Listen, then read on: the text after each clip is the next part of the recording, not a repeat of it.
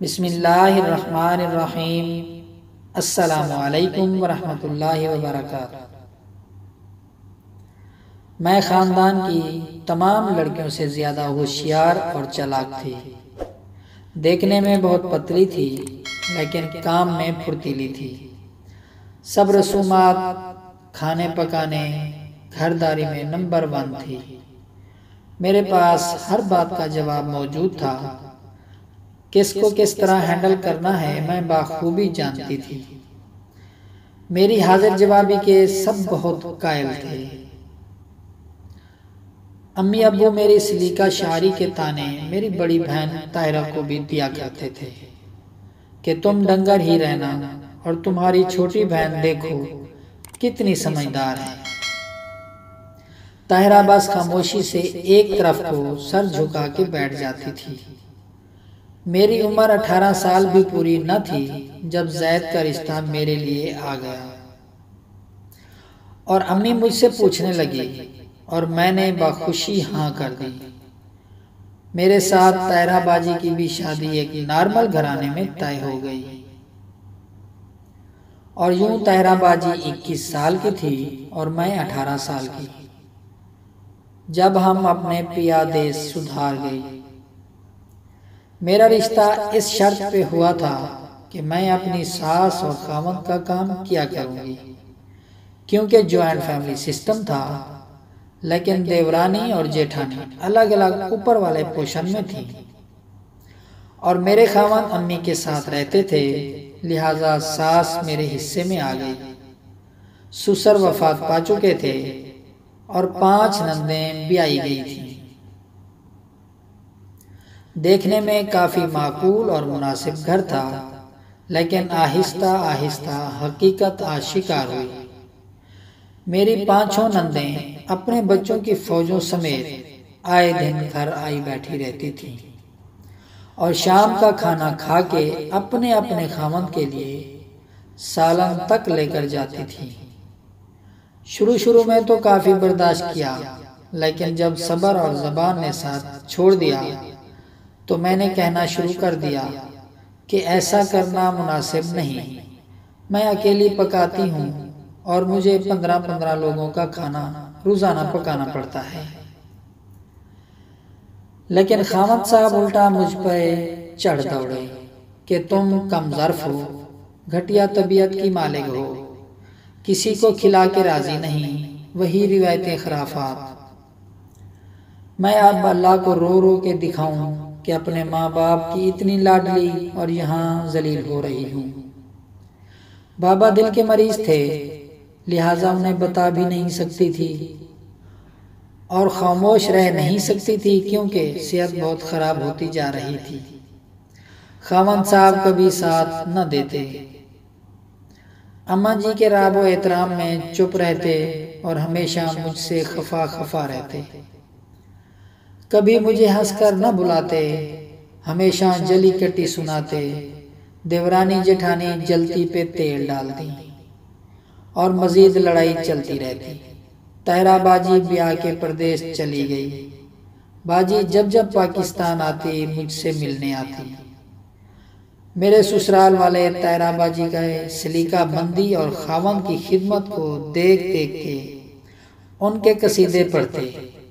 اب مجھے تانے ملتے تھے کہ دیکھو اپنی باجی کو کیسے غیروں کے گھر میں بھی اٹھ کے 6 بجے اپنے خاوند کو بیڈ ٹی دیتی ہے،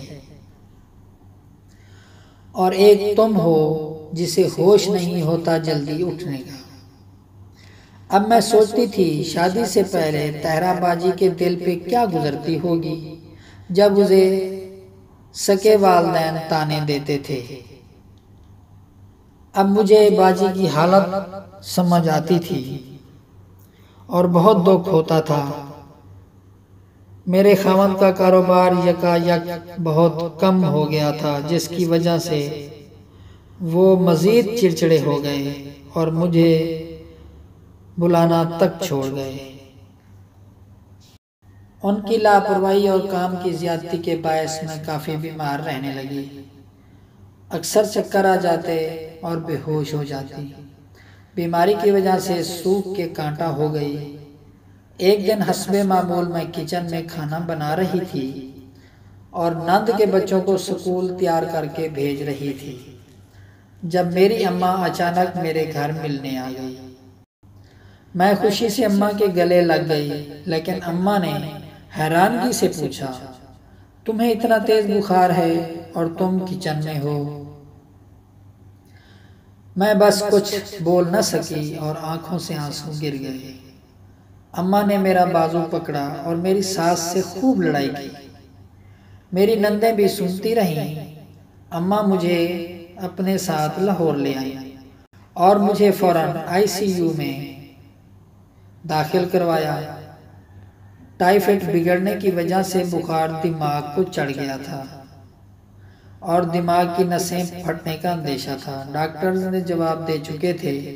سارے گھر میں صف ماتم بچھ گیا۔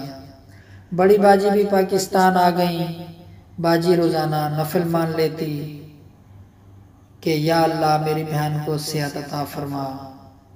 دوسری طرف خاوند صاحب نے پلٹ کے کوئی رابطہ نہ کیا۔ وہ تو مزید غصے میں تھے کہ میری مرضی کے بنا میری بیگم کو کیسے لے کے گئے ہیں۔ دن گزرتے گئے، حالات بہتر ہو گئے اور میں ایک بار ہوش میں آ گئی۔ اب میری اماں نے میرے خاوند کو فون کیا اور سارا حال حوال بتایا تو وہ الٹا میری امی پہ چڑھ دوڑے کہ ایک تو آپ کی بیٹی کام چور تھی، دوسرا آئے دن بیماری کا بہانہ لگائے رہتی تھی۔ اماں نے بہت کہا لیکن وہ حسب معمول گرجتے برستے رہے۔ اماں اور ابا سر جوڑ کے بیٹھ گئے اور میرے سسرال سے بڑے بڑے لوگوں کو بلوایا گیا اور الگ گھر کا مطالبہ کیا گیا، جو کہ نامنظور ہو گیا۔ مجھے اس وقت بہت تکلیف ہوئی جب میرے خاوند نے میرا حال تک نہ پوچھا اور الٹا حسب معمول اپنے کاروبار کا رونا روتے رہے۔ اماں سخت غصے میں تھیں کہ میری بیٹی مر جاتی، تم لوگوں کا کیا جاتا؟ تم تو نئی بیگم لے آتے اور ہم دوسری بیٹی کہاں سے لاتے؟ میرے خاوند نے نئی چال چلی اور طلاق کی دھمکی دے دی۔ میرے ابا فوراً کھڑے ہو گئے اور کہنے لگے، ابھی طلاق دو فوراً، تمہیں بیٹی دی تھی، بیچی نہیں تھی۔ میرے خاوند لڑتے بولتے واپس چلے گئے۔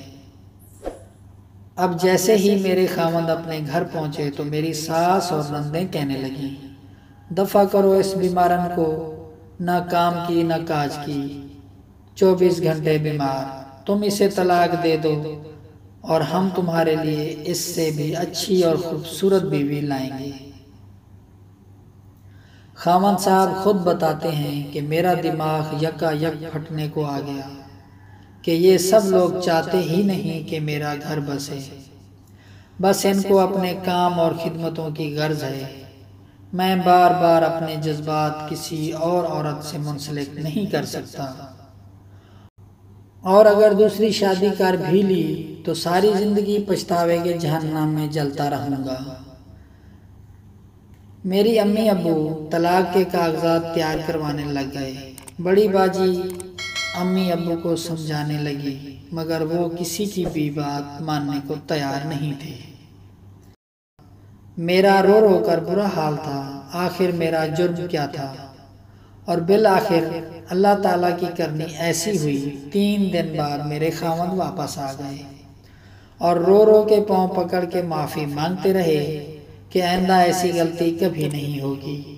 میں جان گیا ہوں کہ میرے اپنے ہی میرا گھر تباہ کر رہے ہیں۔ میری اماں سخت ناراض تھی، لہٰذا وہ جلدی نہ مانی اور کہتی دیوار کھڑی کرو درمیان میں اور سارا یہ فسادی سسٹم ختم کرو۔ خاوند صاحب کہتے ہیں، یقین دلاتا ہوں کہ فساد یا زیادتی دوبارہ نہیں ہوگی۔ اور میں واپس اپنے گھر باعزت طریقے سے آئی اور میرے خاوند نے واضح کر دیا سب پہ، آج سے صرف بیگم میری روٹی پکائے گی، امی اور باقی سب کی روٹیاں اب دونوں بھابیاں پکائیں گی باری باری سے، اور جو نند بھی آئے گی وہ ساتھ مل کر کھانا بھی بنوائے گی اور سارے برتن بھی دھلوائے گی۔ لیکن جب سے یہ باتیں واضح ہو گئیں، میری نندیں بھی بہت کم آتی تھیں۔ اب سارا گھر بڑی ہنسی خوشی چل رہا ہے۔